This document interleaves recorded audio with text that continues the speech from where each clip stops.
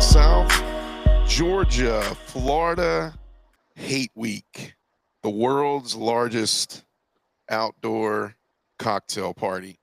It's that time of the year, Fish. What's up, man? How are you? What's up, man? I'm good. I'm good. I'm good. And I think I hate Florida year round. I don't think I just relegate it to 1 week. I think it's kind of like a my whole life type of situation.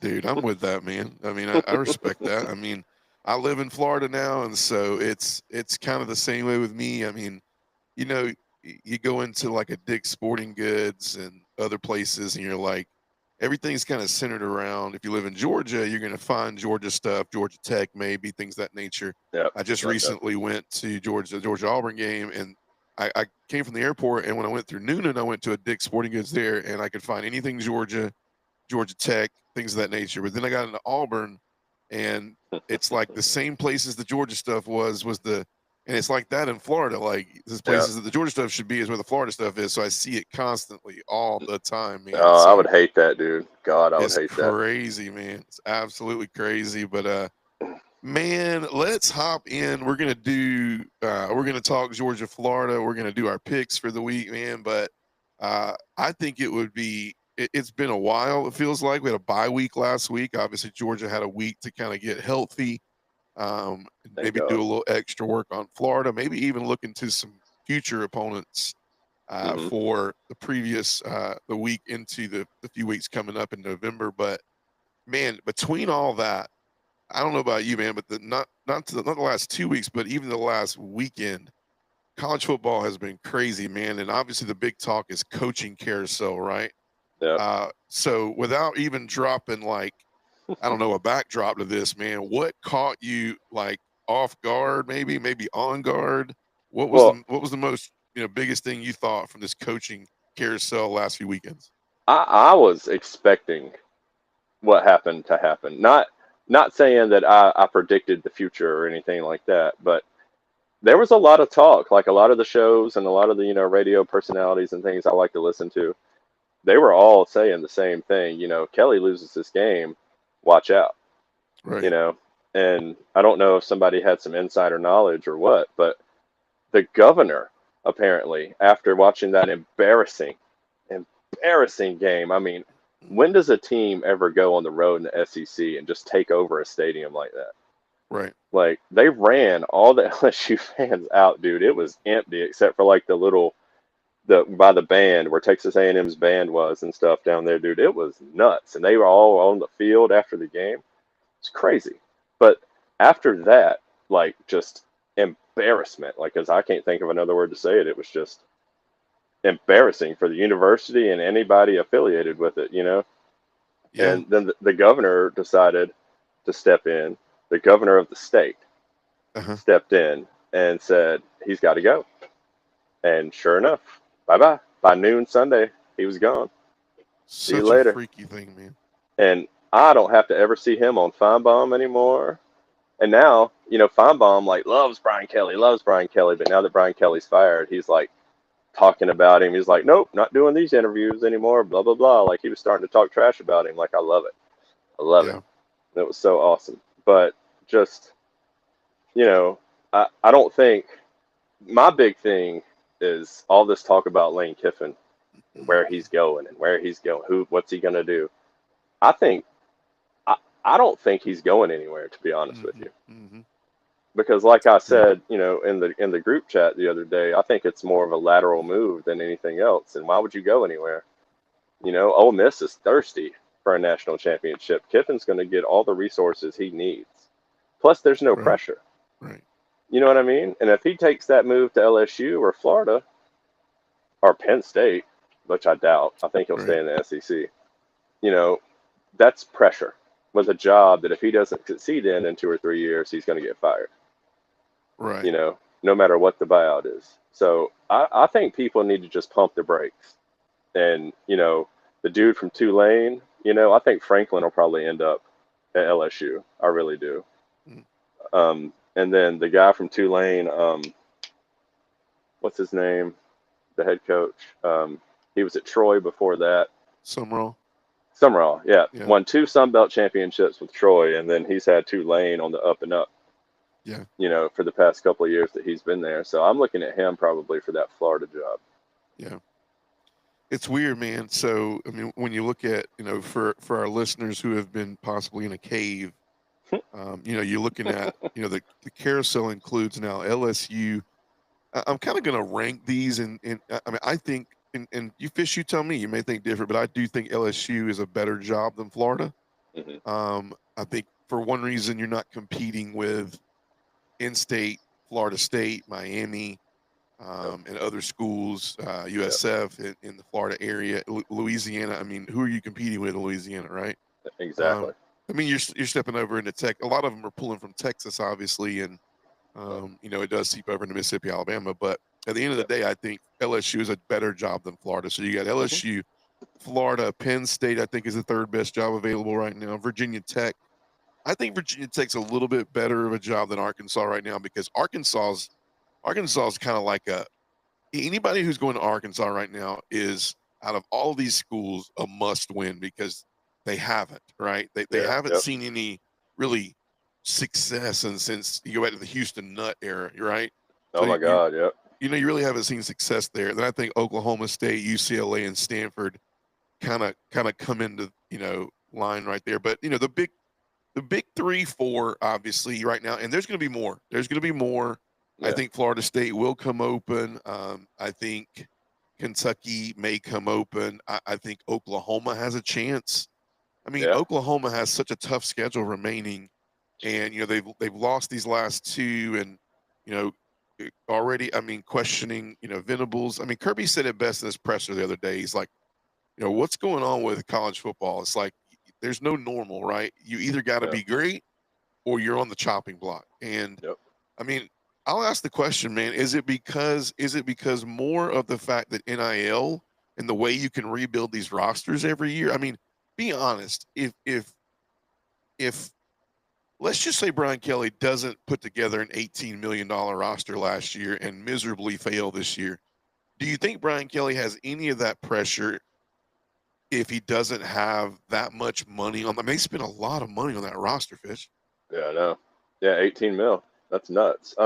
I think you're right. I think there's something to be said for that because there's more pressure because it's more of an investment that they're making in the coach. And apparently teams aren't afraid to pay 30, 40, 50 million dollars to get a coach out of there anymore. Right. Like, Right. and that's insane because what is it, 130 million dollars between Franklin Kelly and uh what's his name? Anyway, but that's an insane amount of money that Right. that coaches are getting paid, Yeah, Billy as a Napier is who you collective. were looking for. Billy You're looking for Napier, yeah. Napier. Yeah. Like as a collective, you know, to not do their job anymore. And Right. that's Right. insane. Yeah. That's nuts. I you know, it's not done. I mean, I think it could get really scary, Fish, and you're gonna see this is gonna become like a chess game. And I was thinking about it today. I was listening to that SEC podcast, and I think there's only 4 jobs in the SEC that are actually locked for next year. I think there's only 4 coaches in the SEC that can actually say they wouldn't go anywhere else in the SEC, and I think obviously that's Kirby Smart. I think that is Elko at Texas A&M.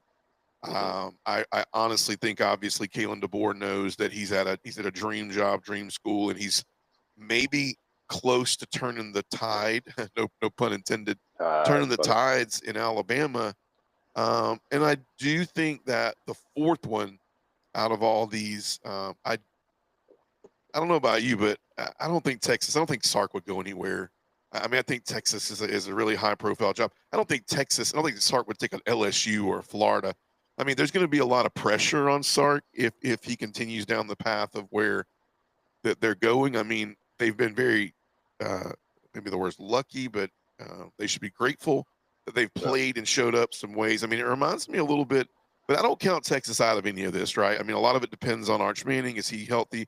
But you look at Georgia, and Georgia had some of these days last year, okay, in the years Hmm. past. I mean, everybody's going to get Texas is feeling that everybody gets the best game against Hmm. them. I mean, some of these schools are starting to see that, right? Yep. And so, but I think those are the only 4 jobs that are safe, man. I mean, Yeah. from a couple things, from other coaches wanting to pursue these jobs that are on the board right now. Number Mhm. two, from understanding that, you look at Shane Beamer at South Carolina, you look at Brett Venables, you look at some things that are going on, like at Oklahoma. Mateer is due to probably come back next year. I don't think he'll go pro.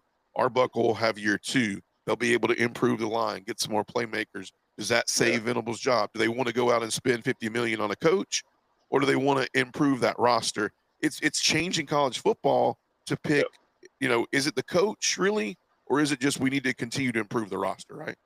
Yeah. Oh, I agree 100%. But, some of those jobs that you mentioned, some of these coaches that you're talking about, I think like Venables and a couple of others, if I think like Norvell, especially, like if these schools pull the trigger right now or this season, who's out there for them to hire? Right, right, right. Like Lane isn't going to go, he can't go to 10 schools, or, these people, like they're going to have to, I think it's a smart bet, especially for buyout reasons and, all that, the money that it would cost them to just maybe wait, and I know everybody, it's a now kind of a culture that Right, we're in, that we live in right now, with right. football, college football especially. But, Sark's already put some feelers out there. I don't think he's going, if he leaves, he's going to the NFL.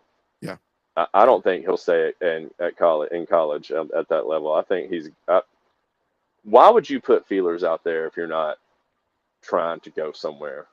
Well, he's Maybe he's he's been there, done that, right? So he's done the head coaching job.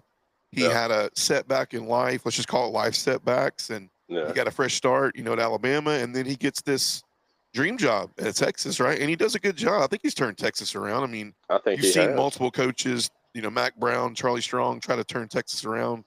It And Mac hasn't Brown had some happened. successful seasons, but I think he's done Yeah, a pretty good job. But at the end of the day, I agree. Like, what's after Texas? What comes after Texas? exactly. Like, Got to where be are the you going? NFL, right? Exactly. If it's on your And court, yeah, and I think he's interested in that Tennessee job. yeah, And yeah, nothing publicly can come out really about it until after the season's over because of these tampering rules and stuff they have. Like nobody is going to be able to communicate with Lane, which he's probably getting some text messages under the table. yeah. There's no way he's not. There's no way these coaches, these ads, and these schools make these moves without having some feelers out there. And I think Lane would just humor them. I don't even if he doesn't have the intent to go, which I don't believe he does, because I think it would be stupid. But Lane's a wild card. Who knows Right. what the hell he's going to do. Right. But Well, let's do this. I thought this would be fun. Let's do a who you think's going to be there, and then wild card, right? mhm, And we'll do it for the top 5 jobs. I think these jobs are LSU, Florida, Penn State, Virginia Tech, Arkansas. We'll call it that now. okay, Now,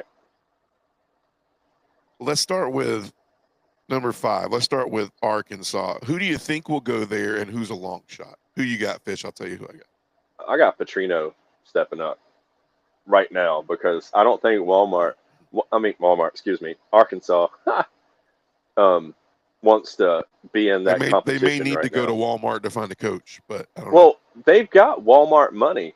Right, Like the right, right, Walton family is from Arkansas. Like they're Arkansas people, right, and I can't believe honestly that they haven't spent more money on the, in the portal than they have, right. and that really surprises me. But yeah, I think they'll give Petrino a year just Mm, so they can sit out all this madness that's going on right now.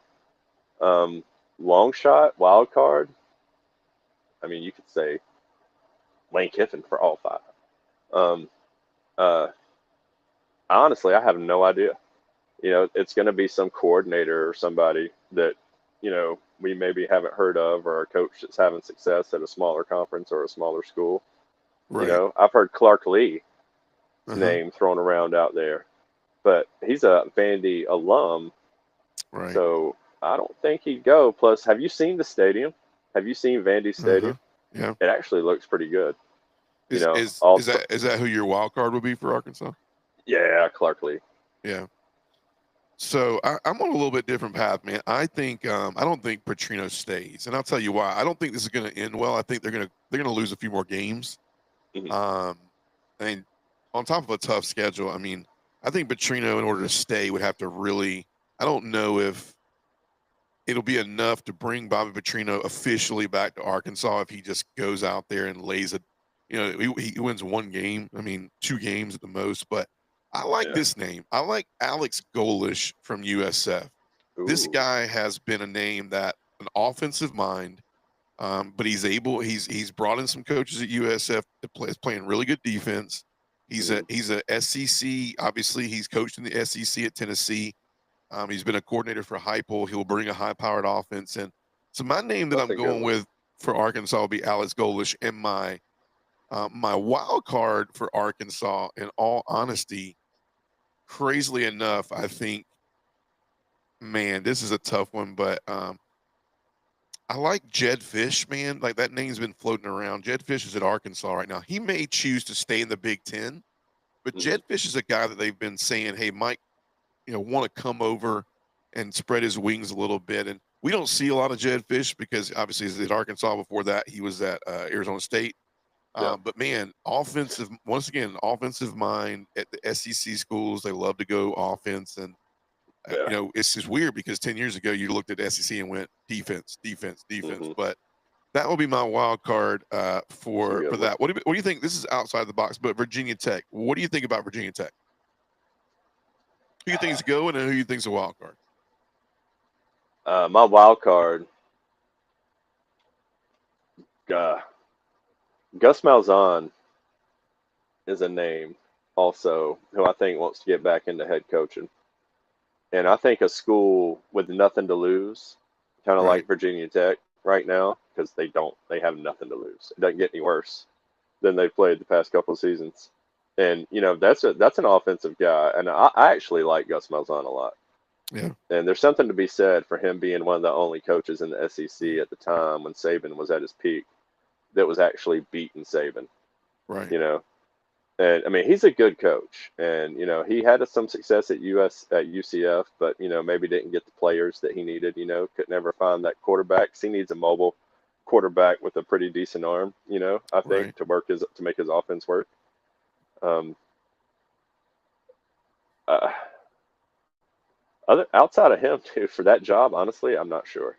I don't Yeah. think any of So these big names I'm that gonna are out blow there your are going to mind on go there. this one. I'm gonna blow your mind on this one. He may be coming. He may be going there because he loses his job, or he may choose to. But he may have some intrigue in wanting to do this. Right. Shane Beamer, man, Mm-hmm. wanting to follow his dad, Virginia Tech. It's an ACC school. I think he has a little bit better of a shot to do well. I don't Less know if pressure. South Carolina. I mean, as concerned as I was, he had a really good end of the year last year. South Carolina. I mean, South Carolina just looks completely opposite of what I thought they would look like this year. I And know. and you could blame Shula as offensive coordinator, but how do you waste? I mean, Lenore Sellers will be in the portal. You heard it here first. He will be in the portal. If he's I not, agree.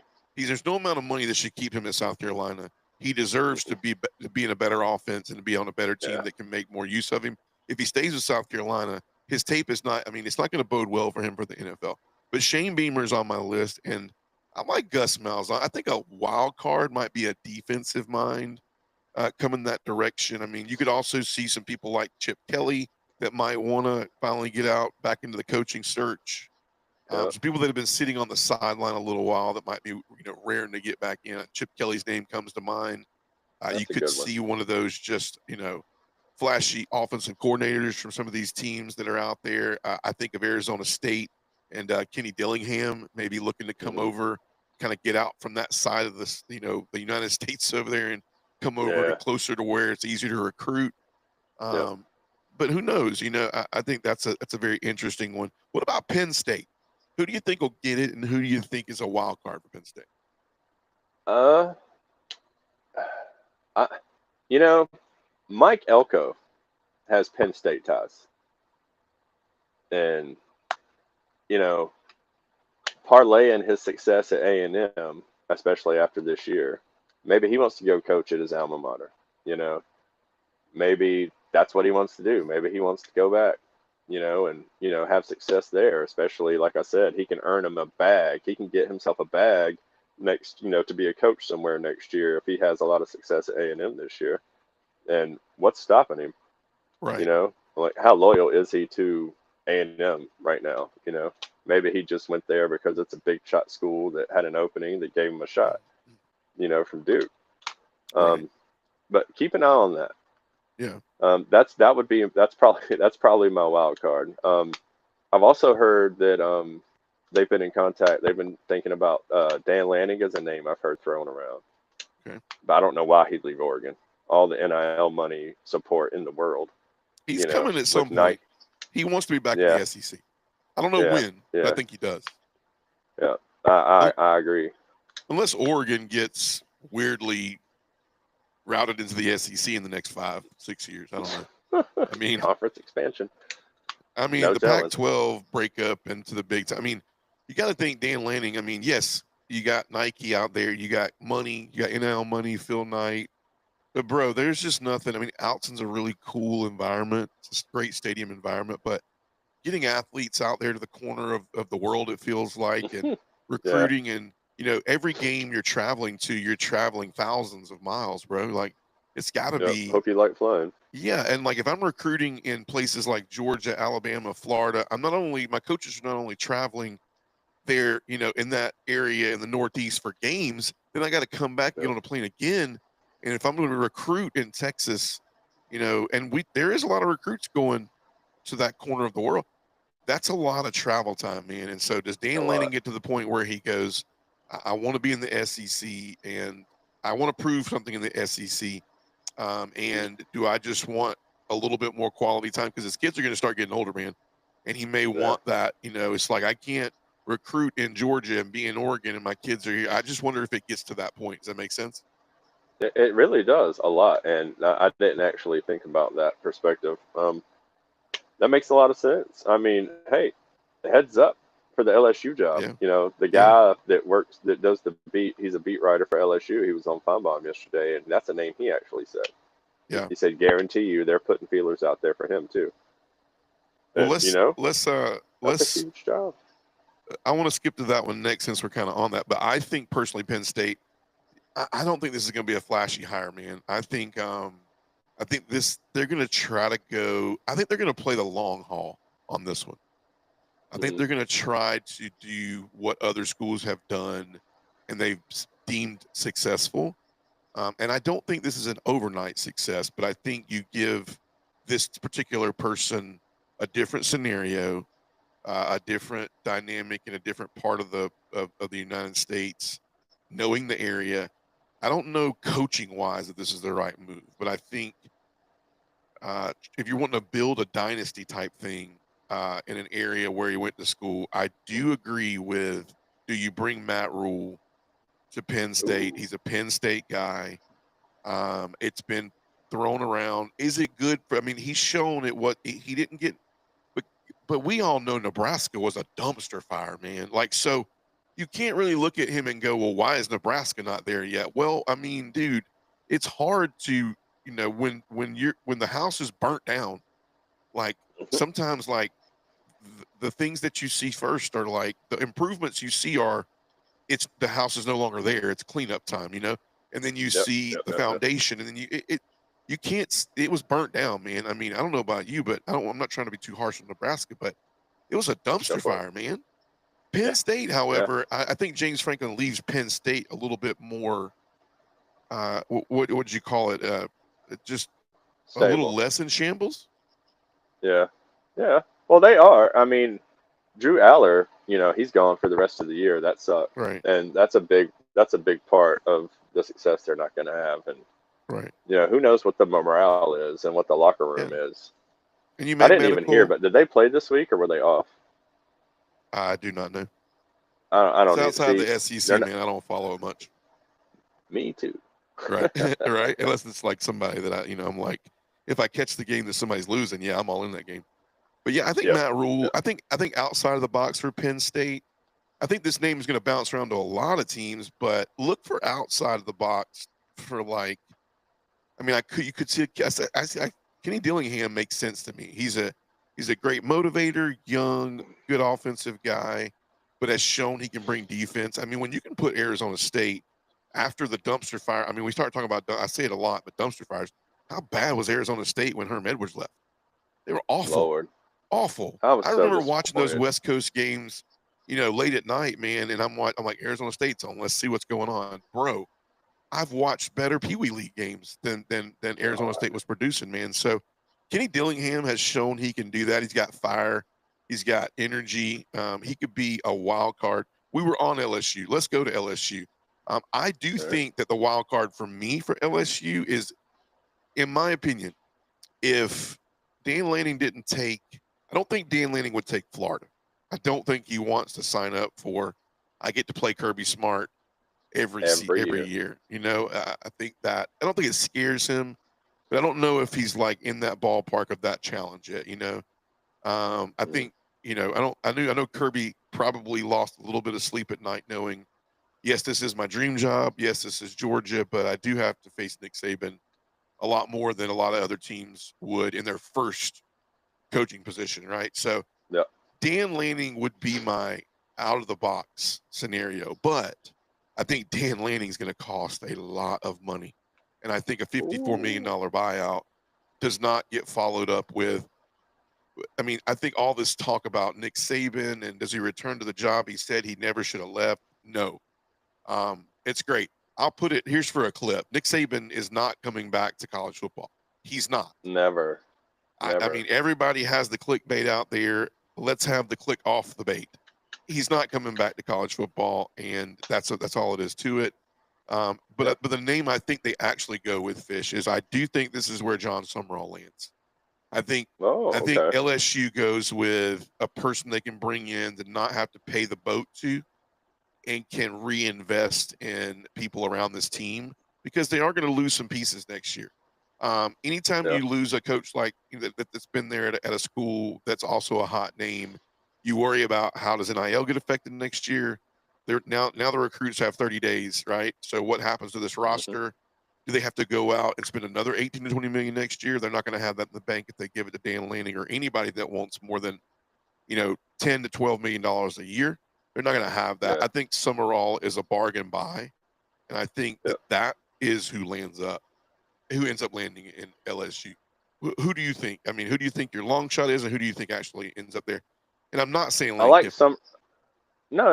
You're good, and no, I'm not going to either because, like I've stated, I think he's staying put. I got Franklin going to LSU. Okay. But because you're right though, like after, I think they want to keep that, like Nick Saban, Les Miles, Ed Ogeron, fumbled with Brian Kelly. I think they're going to want to reinsure the fan base with a big hire. And especially if it's such a big deal in that state that the governor has to step in and persuade the interim president of the university now. Not even, he's just an interim guy. They're looking for a new president right now. And apparently it's going to have to be somebody who plays ball. Right. Like, you know what I mean when I say that, with, the governor being able to make choices like this. I don't know how that even works. I can't imagine Brian Kemp calling our AD or our president and saying, hey, Kirby's got to go. I can't imagine that scenario. Like, that's hard for me to believe. When I heard that, I was just flabbergasted. Right. But yeah, I think Franklin ends up at LSU. That's good. I'll sidebar at the end on that one. Last one is Florida. Florida for me is pretty simple. There is a wild card name that I will call because it's been thrown around. But Glenn Schumann's name has been called to possibly be the next coach at Florida by a few people. It's been here or there. I can't believe he hasn't taken a job yet, honestly. Yeah, I mean, it's definitely an intriguing job. Once again, though, I don't think the reason it's wild card is I think he looks and goes, wait a minute. After this realignment, and Georgia plays Florida, Auburn, and South Carolina every single year now, that's the thing. He goes, man, I got to turn around next year and literally I got to play Georgia, right? Yeah. But I do think who ends up at Florida. Oh, man, this one was tough. I will tell you this. If Lane's going to take a job, even though LSU is the better job, I don't think Lane stays that close to home. I think he does go to Florida. Why? He's got a vacation home down there. I think it's in Fort Lauderdale, Coral Gables, somewhere down there. Mhm. And Florida would. I think he can take Florida and just recruit the hell out of Florida, man. I think he will Mhm. go nuts there, and he will bring something to Florida that is, I think he wants to kind of erase Steve Spurrier's name as, best offensive guru to ever come through Florida. Could it be Lane Kiffin that puts his stamp on Florida? It could be, and I think it's intriguing. I think the Swamp's intriguing to him. I think playing, I did. That's the most intriguing job if he goes anywhere. I agree with you. I don't think he goes anywhere. But that would Winshman would be my wild card, and for me, like I think who ends up there is, if you want my honest opinion, who you got? Just, I mean, I'm fighting over I, I two right think now. I think I think that would be a job. I think Summerall. That's where I would have him going. Just Yeah, because I think LSU, like I said, wants to make a splash. I think they yeah, want to reassure the fan base with a big hire. That's yeah. just my personal opinion. I agree. Um, Summerall was in my uh, two, but I knew I was yeah, going to use him and from LSU too. but just like you said, man, I think Kiffin was a big Spurrier fan, and that's why he wears the visor. Yeah, Just because that's what his hero did. He wants to be like his hero, throwing clipboards and whatnot.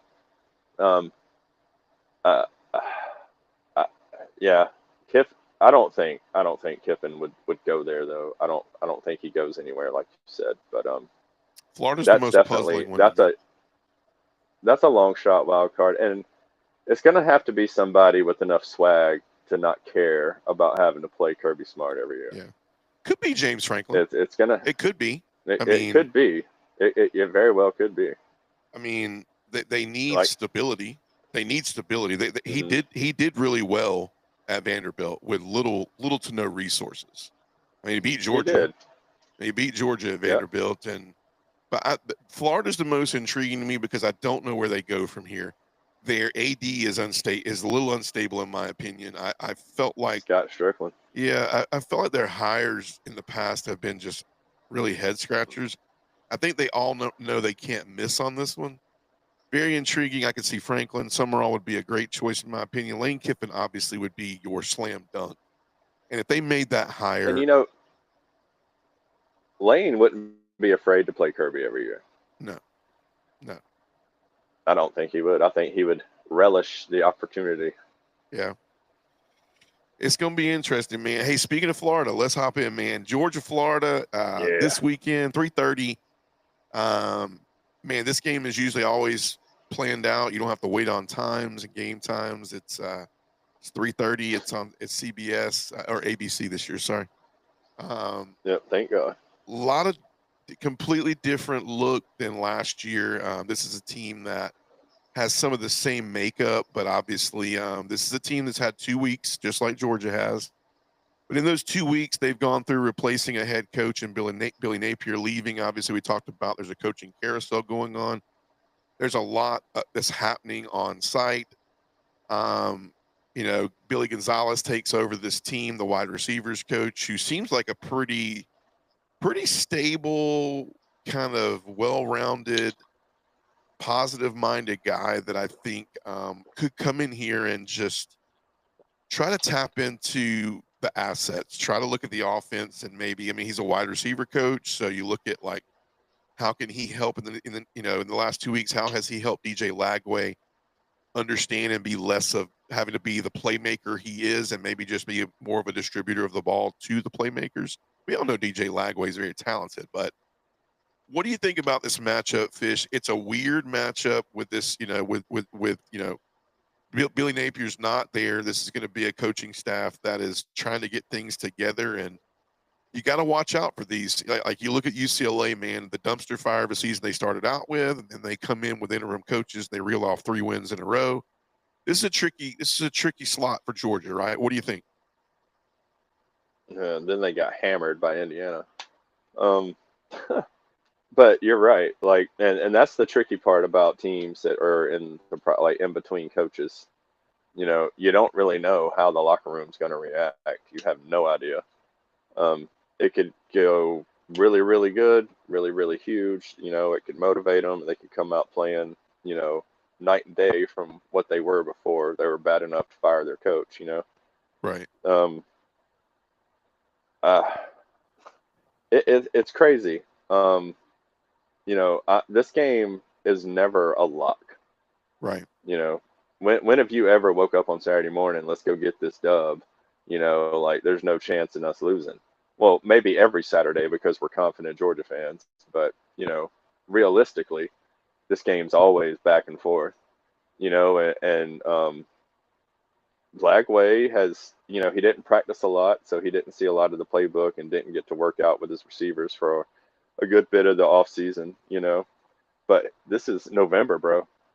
Yeah. He's had all this time, and he had a bye week this week to just nothing but prep for us. And Right. we have not had good success against teams that have had an extra week to prep for us. Uh-huh. Like, I don't know if our defense is just so vanilla and so predictable. Like, we do what we do, beat us. Right. And I don't know if that's it or not, but hopefully we come out and we show a little more, fire, passion, and energy in the first half on the defensive side of the ball, man. Yeah. Because I don't know if I could take another half like the Ole Miss first half, man. That was nuts, and I definitely don't want to see Florida, a lesser team, going through turmoil, come out there and just run us over like we have no business being on the field with them. Yeah. It's hard, man. Like it's really hard. What I saw against Ole Miss, not to drag back there too far, but I can really hop on Kirby's side on this one, man. Like I feel like teams that scout Georgia are scouting Georgia not off of what they're doing, and it's more off of how they can get into the psyche of making it a close game, and then if they can flip the coin and make it close, they make it win. I mean, I personally think that every single team has done that more than they have done anything to prepare. I mean, there was nothing that Lane Kiffin was doing other than just psyche. It was psyche, man. Like it literally was. It was chess match. Same thing happened with Tennessee. I think it was a chess match Yep. of like, what is Georgia going to do versus what can we do? And it's beginning to be that way, man. It's like you're playing what can you bet on more than you're like, okay, like what's Georgia good at? What are we good at? What can we do to emphasize? They're not doing that anymore. We're not getting that, man. We're getting this psyche game every single thing. The good news is that we have 2 weeks to prepare for Florida, right? And we don't know how Kirby thinks because Kirby doesn't show his hand, right? Most coaches are like, Never. if I'm Georgia, I'm looking at a little bit of Florida. I might be looking at a little bit of Mississippi State. Hell, I might be looking at a little bit of Texas, right? You got a week while you're getting healthy, right? That would be Lane Kiffin, but that's not Kirby. Kirby is always about, hey, how can we get better? I'm sure he spent last week probably Monday, Tuesday, Wednesday. No, Monday, Tuesday, he probably spent on us. And then he probably did a little bit of intro to Florida Thursday, Friday. He gave him the weekend off. They came back in Sunday, probably lifted. And then Monday and Tuesday, they worked on Florida a little bit more. And then obviously, this is a little bit different of a trip to Jacksonville. But who knows? I mean, how we travel with this game and things of that nature. Always a tricky game. But you can never look at this game and go, well, if Georgia does this, it's Georgia, Florida, man. At the end of the day, it's Georgia, Florida. We've seen all this happen. We've seen it come about. And I think you just got to look at the end of the day, Fish, is like, what is Georgia falling short on in these games to not get them into the place they need to be? That's probably the elephant in the room. Like I'll give you an example, and you can kind of throw some out there as well. I think when you look at what Ole Miss was able to do to Georgia in the first half, was I'm kind of done with in-helmet communication. Hear me out on this. What in the world are we teaching college kids to do if Lane Kiffin is able to get in your ear when you are standing at the line of scrimmage and tell you every single thing that he sees? and he's telling you this is what you're going to do. You're going to check this. You're going to check here. You're going to check that. And granted, don't get me wrong. I'm not sitting here saying, well, everybody has that opportunity. Don't get me wrong. But it's like, I don't think that's what Georgia uses the headset communication for. I think we're using it to call 2-3 plays. And I think they're using it to maybe go, hey, that last play right there, if we go back to it, you may want to check so-and-so out because he was wide open, something of that nature. But, dude, Lane Kiffin used that in-helmet communication. He was at the line of scrimmage, and he was telling every single read and every single opportunity. And the difference, I think, in the first half and the second half of why we were able to be more effective, in my opinion, is the crowd got involved. We were able to get the crowd involved. We were able to get a couple stops here and there. That offense couldn't function. We were the loudest we've been. I think somebody said there at the stadium that was the loudest we had been all season, even past the Alabama game, because I think they knew that, like, Lane, I mean, Kirby said it, right? He's like, hey, man, we're going to have to affect, because Lane is one of the best coaches at getting things right at the line of scrimmage, right? I don't know if our fans just don't hear that. They don't function at that. Like, I mean, what do you think, man? Like, I thought in-helmet communication was a grabber for me. Like, it really was like, what in the hell are we doing, man? Well, especially with a quarterback that has little experience, as Chambliss had, and Lane probably had, his fingerprints were heavy on what the offense was doing, and that makes total sense. He's sitting there looking at us, reading us, calling the play in, boom. And they run a lot of quick passes, like a lot of quick, things, and we were having a problem with it. We were playing a little soft. And those receivers were just getting open, and, Chambliss was finding them, give him credit. But, it's not like he was throwing darts down the field. Right. Like he wasn't attacking us 20, 30-yard bomb, passes downfield, with, laser precision. Like he was just throwing passes that, I mean, I'm not saying I could do it, but a lot of quarterbacks in the SEC could make those throws, first, second, third string. Yeah. It's not like it was anything crazy. Now, his feet helped him out a lot too. I'm not taking anything away from him, but I mean, I understand what you're saying about the in-helmet communication, and I like certain aspects of it, but when it's used like that, it kind of sucks for us. I think if you take that away, that's a different game. You're making Trinidad Chambliss, everything they said about this is his first college game. This is a combined number. I mean, 93,000 people. He didn't play for that combined his last year, and they played 15 plus games in different venues, and they won the national championship in Division II. So it's like, you mean to tell me this guy comes in and he's that confident about every check at the line? No, he's not, man. They sat there and they said, look, man, all I need you to do is be a student today. I'm going to tell you everything you're looking at, everything you're seeing. I mean, look at the play that they came out of half with, right? Lane Kiffin standing there, and he tells him to stop. He points right there, and he points, and as soon as he points, it's because he's looking, going, this guy he's pushed up, he's bump and run, and he double moved him, and we got a play off of it. And I'm not copping out, man. Coaching's going to happen. But when do we get to the point where we go there? We are paying these guys millions of dollars, right? Can we just play football? Can we stop adding stuff? I mean, you got iPads on the sideline. I can go back and see every single play from the last two sessions. We're just getting to the point where football is. I mean, you can scout them. You can scout them a certain way. You can scout them in the middle of the game. You can call the play at the beginning of the line. The players are becoming just robots, man. Are we just betting on robots? We can go down this rabbit hole all night, but I do think when you look at that was a huge point. Back to what I'm saying about Florida, though, is this is definitely a situation where I think game plan wise, Florida has a couple things on offense that, I mean, defense is going to be good. And Florida has had a good defense all year. The inability to get this team in the right play calls is a Billy Napier problem, and I'm wondering if that maybe gets better against Georgia because of the fact that it's like you scratch your head and go, like, is Napier actually getting them in a spot where they can win? Because they have really good young receivers. They got a pretty decent running attack with Jaden Ball offensive line's pretty sketchy. I think if we get any pressure this year on any line of scrimmage, we have to be concerned if we're not getting pressure on this line of scrimmage, right? And I think that's going to be Oh the my God. effective thing. Yeah. And so there's a lot of things in this game that are just really head scratchers. But what do you think at the end of the day? Let's talk really quick and let's get down to the keys of the game. Like, what do you think Georgia has to do? Give me a couple things on offense, a couple things on defense Georgia has to do to win this game. Our defense has to show up. They got to play, and they got to play better.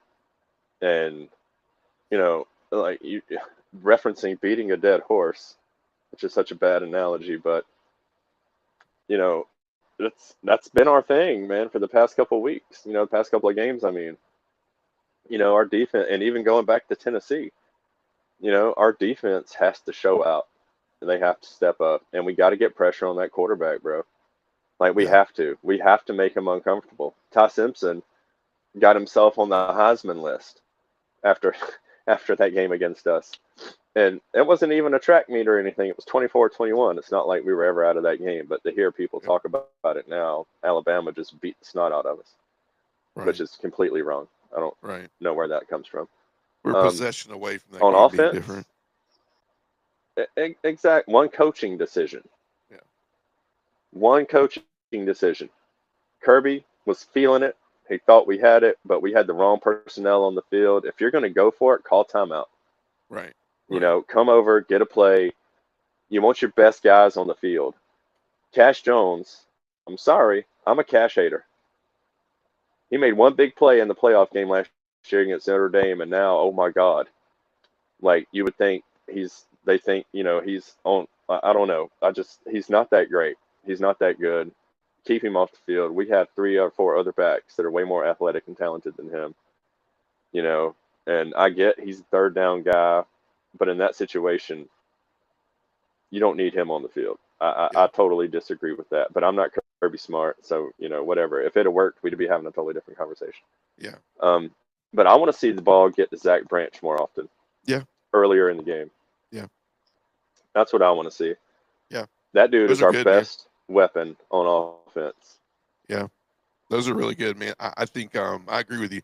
I think if you want a long shot, I think this team looks a little bit different. I think offense, I think they're going to try to rely on what's the easiest way to get an interim coach and a team accustomed to their first game outside the box is if they can run the ball successfully, and they can use the run to in turn make it a comfortable day for Lagway to play action and do some things. I really think that's what they're going to try to do. I think they're going to try to get Jaden Ball the ball, and try to get us uncomfortable with stopping the run and try to beat us. I mean, there's a lot of tape out there on us as far as the passing game is concerned. However, we face some really good passing offenses, man. I mean, can we just pause a minute and look at where Ole Miss, Alabama, and Tennessee is ranked in offense right now? Not in the SEC, not in the SEC, in the country. These are 3 offenses that are ranked all in the top 15 in the country, and Tennessee and Ole Miss are ranked in the top 10. So I'm not giving an excuse for our defense, but if we have seen this is not an offense that holds a candle to these offenses we've seen. So I agree. We need to see some difference, but I do think you're going to see them want to establish the run. I do think that Billy Napier has gone away from the run many times in many games this year where everybody's like, what are we doing? The run was working so well. I think Gonzalez is a wide receiver guy, but I think you have an offensive coordinator there that's going to go, what did we do that was successful that Billy Napier just wouldn't continue to do? And I think that's run Jaden Ball. He's a huge talent. I think it'll help DJ Lagway play really free. And that can't be successful. That can't be successful because this is a team that has 0 to lose. That's what's scary about this year's world's largest outdoor cocktail party, whatever you want to call it. They have nothing to lose. There's not a coach coaching for their job. Nobody expects Billy Gonzalez to be the head football coach at Florida unless, here we go, unless he's starting to peck off some of these big wins and he can start with Georgia on Saturday, right? So Georgia doesn't need to give them any of the opportunity. I think the offense, I think this is a good defense. I think the offense has done well against good defenses this year. So it's not that I'm worried about the offense, but I agree with you, man. Playmakers. I was really excited to see Nate Frazier jump back from his, I don't call it fumbleitis, but questions with the ball in his hands. I think we trusted him at Auburn. We You trusted him see at him Ole holding it with 2 Miss. hands now. Yeah, man. It's been really good to see because Nate Frazier is a very important part of our offense. If we can get Nate Frazier and Chauncey Billups healthy and a healthy offensive line, this could look extremely it's looking extremely different. I do think though that to kind of finalize our scenario before we make our picks, wouldn't it be? I mean, I just think what Georgia needs to do though. I think Georgia needs this game to set up November. I just think we need to go down there and handle business. We have the better roster. We have the better coaching staff. This on paper needs to be a game where we go, look, we got to go to Mississippi State. We got to come back home and play Texas. And in between that, and then we're going to have a tough Georgia Tech game at the end of the year. I think this would be nice to see, hey, we got a team when they're down. We got a team that's got an interim coach. This is a big stage. This is Georgia, Florida. It'd be nice to go in and win a 31-14 type game, 28-7, 31-7 type game, and just get off the field early and just have a victory that we can go, there we go, right? We got some injuries taken care of. We got some things figured out. We had 2 weeks. We can show we can get some things together. Agree or disagree? No, I agree 100%. I don't want it to be close. I want it to be 45-3 or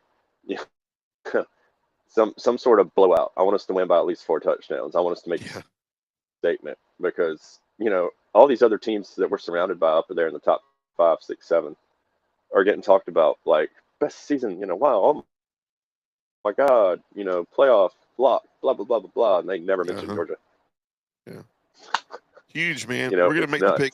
We're gonna make the pick here soon, and it's gonna be interesting. Might have some cooler weather down here in Jacksonville, so that'll be not interesting. I think it'll make gameplay a little bit better. But I think you mentioned it before the thing. If fans don't know as well, this will be last year for at least a couple years that this game will be played in Jacksonville, as Jacksonville Stadium is going to undergo a lot of improvements next year. It will be a Mercedes-Benz game in 2026, Georgia, Florida. And then in 2027, it will be at Raymond James Stadium in Tampa, right up the road from me. And so that will be 2 years, the neutral site, Georgia, Florida, in Georgia, in Florida matchup. So interesting to see the future of this game in a neutral site, not in Jacksonville. Let's hop in. Let's pick some games. We're going to pick 3 games, kind of speed round on this one, Fish, for time's sake. But we're going to pick these 3 games out of the SEC really quick. So our first pick tonight, let's hop in. So Ohio State, Penn State. Ohio State, Penn State. Note on this one. Not about the Ohio State part, but the Penn State part. Wouldn't it be like James Franklin, right? To take a booth job this year, maybe do some stuff for ESPN, College Game Day, whatever you might have you, and just hang around for a Big Ten position like I don't know, like a Michigan maybe that might pop up here soon, because Moore will get heat after this year, right? I think he will. Who's to say, man, that if Dan Lanning decides he wants to make his step into the SEC. If you see an Oregon or a Michigan open up and James Franklin's there for the taking, what kind of storyline would it be to see James Franklin at another school coming in to play some of these teams in a different way, in different manner? And for one thing I would say is it wouldn't be that interesting because he'd have to actually win a big game to make me feel different. But on the other side, it would be like maybe there was more to the puzzle than we thought at Penn State. But this is going to be a tough one for Penn State, man. So Ohio State, it's in the shoe. It's big noon kickoff. Ohio State right now has 20.5 points. Real quick, Fish, who do you got in this game? Give me OSU, Ohio State, not Oklahoma State, by 28. Wow. OSU. Yeah, man. No Drew Allar. This is in the shoe. This is big noon kickoff, man. I think Ohio State covers. I think they win, man. In this schedule, Ohio State's got left, man, is, I mean, I'm not going to even mention this yet, but if you don't beat Michigan this year, bro, I don't care how many national championships you have. If you don't beat Michigan this year, there's a lot of questions to be asked. 7:30 ESPN2, Georgia Tech trying to keep their undefeated season under wraps before they, get Georgia at the end of the year. Intriguing night game at NC State. This is a little bit of one of those people are brewing up as a trap game, right? This is usually the time of year that NC State either pulls off a Thursday night or a Friday night or a Saturday night around Halloween night win in NC State. Right now, Georgia Tech is only a mere 5.5-point favorite in this game. Who do you got in this game, Fish? Well, I got Tech because I don't think Georgia they're Tech. going to stumble. I think Brett Keys is a good coach. I like him a lot. I like Brett Keys. He's a good guy. He's a good coach, and I think he's going to have those boys ready. I don't think he lets them stumble. Yeah, I agree. I like Tech in this one. I like the margin of victory. I like the 5.5 points. This is going to be a spooky, weird game. I got a feeling there's going to be some weirdness in this game. Georgia Tech's overcome adversity in a lot of games this year where I think they were close to being at a point where they should have either given the game away or could have lost momentum and tried to give it away. But they've continued to rally and continue to pull off victories. Yeah. The last game outside of not much going on outside this. This is an intriguing matchup. Utah, Cincinnati, number 24 Utah, who's reeled off 5 wins in a row. And Utah's a team that could steal a bid right out of the college football playoff. Between them, obviously Tech winning out, they could pull a second ACC team into the playoff, as well as Notre Dame. You want to continue to watch because if Notre Dame loses one, they're a bid stealer. But Utah could be a bid stealer, so they get Cincinnati at home. This is number 24 versus 17. Utah's hot. And this is the crazy thing, man. As hot as Cincinnati's been, Utah's a 10.5-point favorite at home at 10-15. Who do you have in this game, Fish, and why? I got Utah, and because of what they did to Colorado last week. Man, that was a dragging, right? But I think Whittingham needs to, bro. Oh my God, Colorado played the single-handed worst half of college football I think I've ever seen in the first half of that game, and they got into such a hole there was no coming back. And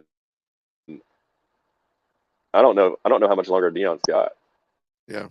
At Colorado, I won't go too far into that, but I think his time's come. I don't think his heart's in it anymore with his kids not being there. Yeah. So yeah, give me Utah because I think traveling out there to play, if it was in Cincinnati, Cincinnati'd have a better shot. But I think Utah's got this. They play really good at home. I agree, man. I agree. I have Utah. Utah's hot, man. One of the hottest teams, I think, in college football. Between kind of outside, I would call it the Big Ten and ACC and SEC. Like two of the hottest teams out there right now, besides Notre Dame, are BYU and Utah. And those are two teams that could be bid stealers.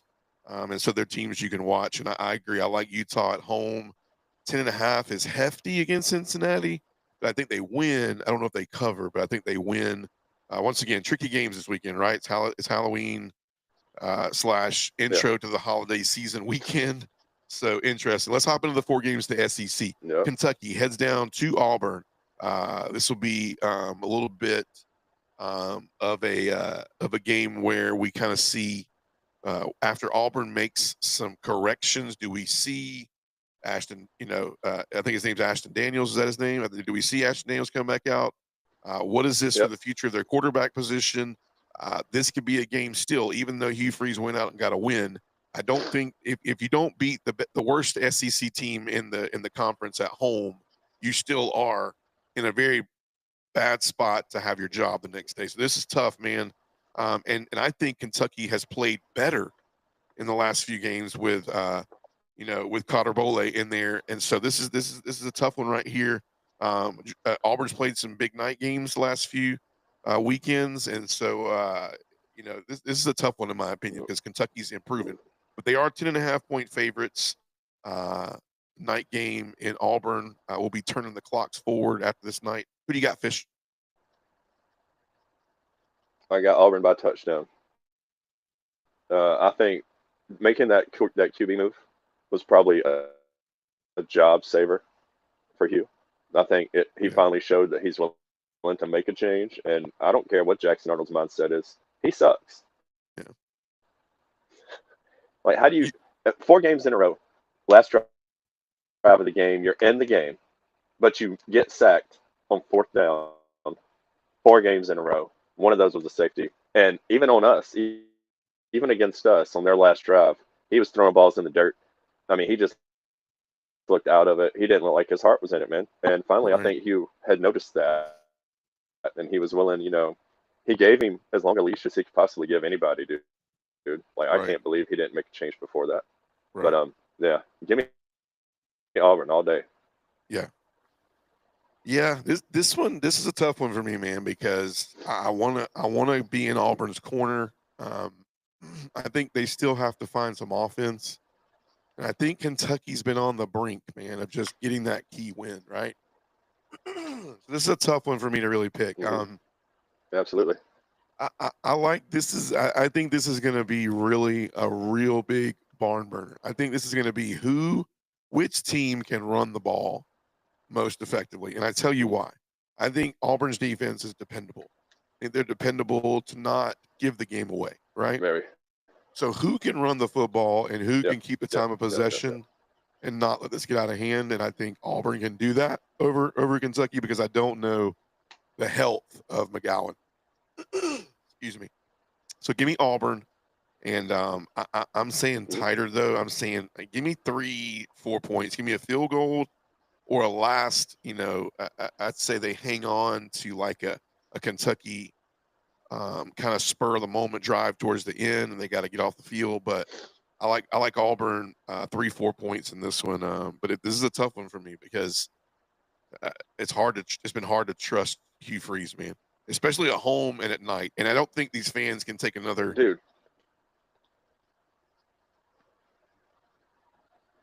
Go ahead, Fish. Oh, I'm sorry. But after that bonehead coaching call on the in OT against Texas, I'm not picking Kentucky to win another game ever. Right. Yeah. As long as Mark Stoops there making those kinds of decisions. Yeah. No, I agree with you. Like, I'm sorry. Well, I'm a Stoops. I'm a Stoops hater, man. That was so. stupid. Yeah. I'm a Stoops hater. So. Me too now. It definitely gives me an incentive to pick Auburn in this one. So I will. 7:30 Tennessee, Oklahoma. Yeah. Josh Heupel gets his old team. I think this is a little blown over now. It's a done deal. I think now Heupel's a Tennessee guy, and yes, it's a little bit of I call it a rivalry because of that. But this is an interesting game. This is a big game for both teams. It keeps playoff hopes alive for both of them. I think the team that loses this game is probably out of the playoff talks. And so we separate the men from the boys here. Tennessee is 3.5 point favorites, 7:30 ABC and Rocky Top. Who do you got, Fish? No, they're just giving 3 for the home field advantage. Did you hear about that little back and forth between Lane and Venerables? Yeah. Venerables said that he thought they had the better team after the game, and Lane just went off. He went off on a lot of games. Did y'all have the better team in 2015? A lot of receipts. Dude, like, he rattled them off. It was hilarious. God, I love Lane. Yeah. He's so funny, dude. He's such a good thing for football. I'm so glad he's in the SEC. But anyway, give me Tennessee by 14. Yeah, I like Tennessee in this game. Home, give me Rocky Top. I think Heupel pulls it off. I think Oklahoma's on a downward spiral right now. I think Tennessee's offense is enough. It showed, with Ole Miss, it showed that they was susceptible to what Ole Miss was trying to do. I like Tennessee as well. Close. This could be the one that, this could be the next Morgan Wallen, like, hit right here. Not about Alabama, but maybe about Oklahoma. So give me Tennessee and give me them by a touchdown. South Carolina, Ole Miss. This is in Hotty Toddy Land, 7 o'clock. ESPN. Ole Miss is 12.5-point favorites. Really quick, Fish. Who you got? Oh, Ole Miss covers. Yeah, easy. I like Ole Miss in this one. I don't Lane know if train stays Ole on track. Miss.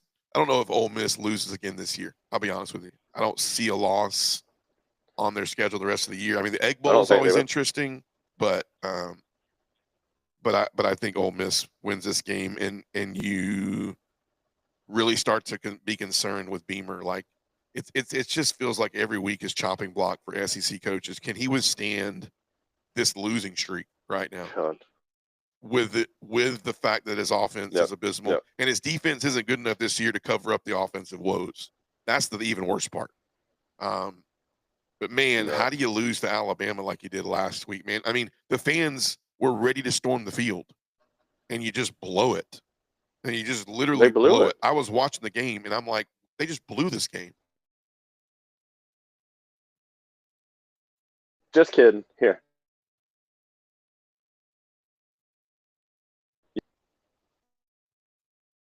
Yeah. Yeah, man, it's rough. Moving on, 4 o'clock, Arkansas, Mississippi State. Man, Arkansas needs this win. 4.5-point favorites at home. Mississippi State looking for their first SEC win in a long time. Who you got, Fish? They've been so close, dude. So close, but they're not beating A&M. Like I'll Texas game. They might have like they've been close. You know, they're not getting blown out. You know, and that's always a tricky place to play. But yeah, I don't think Mississippi State's going to do it. I don't. It's hard to imagine them not winning an SEC game this year, but that could be what happens. Right. A little bit. Fish, you're breaking up a little bit, so I think you got Mississippi State in there. Mississippi State getting their first. I'm gonna say Mississippi State gets their first one, man. This defense is bad enough to where they can score enough points. Maybe they don't give it up. I think Mississippi State gets their first one. Lebby gets his first big SEC win, and that's valid. I don't know if I'm behind or ahead of you, Fish, but we'll see. Texas, Vanderbilt. Texas number 20 against a red-hot Vanderbilt team. Texas is a slight 2.5-point favorite at home. I'm thinking it's just because they're at home. But this is a noon kickoff game, so it's tricky either way. So, Fish, who do you got in this game?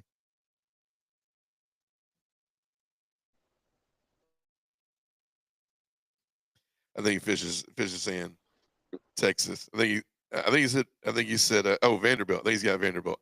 We're losing Fish here. I think he's out of it. I'm gonna ride solo on this the rest of the way. I'm gonna see if I can get his hand gestures. So I think we got Texas, Vanderbilt. I think you picked Vanderbilt. I think Texas wins this game. And the reason I think Texas wins this game, rephrase. I think Vanderbilt wins this game, and the reason I think Vanderbilt wins this game is because we don't really know what Arch has going on. It's at home. It's 12 o'clock. It's going to be hard to get up for Vanderbilt. I think Pavia and this team are on a roll, and I think Vanderbilt gets Texas. I think they get them by probably at least a touchdown. Might be closer to a field goal, but yeah. So I think Vanderbilt, and I think I agree with Fish. If I got the V that I saw, he's all for Vanderbilt too. Having some technical difficulties. And then the last game, 3:30 game, Georgia, Florida, world's largest outdoor cocktail party. Man, Georgia is right now a 7.5-point favorite. I haven't seen this move a lot, but I'm gonna look at Fish, see if I can get Fish's pick really quick. Fish, who you got? And I mean, Fish, you got the G. Fish, you got a spread. What do you got? What do you think? Georgia by. All right, Fish got Georgia by 10. Man, I like the prediction. I think Georgia, if Georgia can come out, establish the run, and make this game built off of how many possessions that Florida has. I think it will take Florida a little bit to get this offense and some of these things that together in a live game scenario. And I think if Georgia jumps on them quick, I think if the defense comes out, and I think we just need to play a complete ball game. And I think we can. I think we've run the football well, control the line of scrimmage. I think we need to get pressure on Lagway with a line that's susceptible to it. And we don't need to leave Florida a chance because they have nothing to lose, right? So I do think Georgia wins this game. I think they come out on top in this time around. I think they just need a clean victory, man. I like Georgia in this game by give me Georgia by 2 touchdowns. Like, I think 2 touchdowns is the mark. I like 10 as well, but 2 touchdowns is the mark. I got Georgia around. I mean, here's my take in all this is, I mean, do you see like a 28, like 14-ish roll, or a 31-17 type thing? I think that would be a win for Georgia. Anything over 2 touchdowns is a win for Georgia. Yeah. I think double digits is a win for Georgia. I think I got you back, Fish. I think it might be on the same point. But yeah, so at least that's what we hope, Dog fans. Yes, hey, sir. we've been hanging with you for the evening. I know Fish is still having a little technical difficulties. I see him dragging him behind a little bit. But man, it's going to be a great weekend of college football. We're in double digits. It's Halloween weekend, Friday night, and then we get into the most wonderful time of the year when we're watching Georgia and Florida on Saturday, because we push into the official holiday season of Thanksgiving and Christmas. And so, Dog fans, what would be a great start to a great holiday season would be a win in Jacksonville for the first time. I'm sorry, win in Jacksonville and then not be in Jacksonville for the next 2 years. And so that's what we're hoping. So, Fish, as always, I know you're not in here. I see you, but people can't hear you. But incredible night. Loved it, enjoyed it. Talked a lot about the coaching carousel. Talked a lot about Florida. And yeah, looking forward to a great SEC slate. Hope you guys have a great Halloween, a great start to your holiday season on Saturday. And as always on Dogs Down South, go Dogs.